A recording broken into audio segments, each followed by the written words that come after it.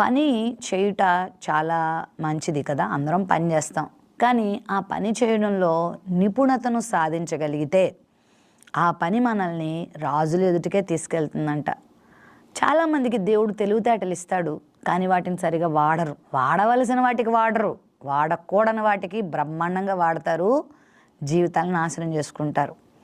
ఈరోజు ఈ సామెత వింటున్న ప్రియ యవన తమ్ముళ్ళారా, చెల్లెళ్ళారా, దేవుడు మీకు ఇచ్చినటువంటి చక్కని పనితనాన్ని, దేవుడు మీకు ఇచ్చిన చక్కని ఆ జ్ఞానాన్ని, తెలివితేటల్ని ఇంప్రూవ్ చేసుకోండి, సాధన చేసుకోండి.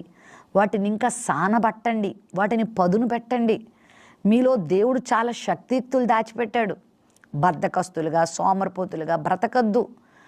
పని చేయవలసిన వయసులో, చదువుకోవాల్సిన వయసులో, నిపుణతను సంపాదించవలసిన వయసులో, స్కిల్ని డెవలప్ చేసుకోవాల్సిన వయసులో టైం అంతా వేస్ట్ చేసి ఫ్రెండ్స్తో తిరుగుతూ ఆయా రకాల చెడు కార్యక్రమాల్లో తలమునకలైపోతూ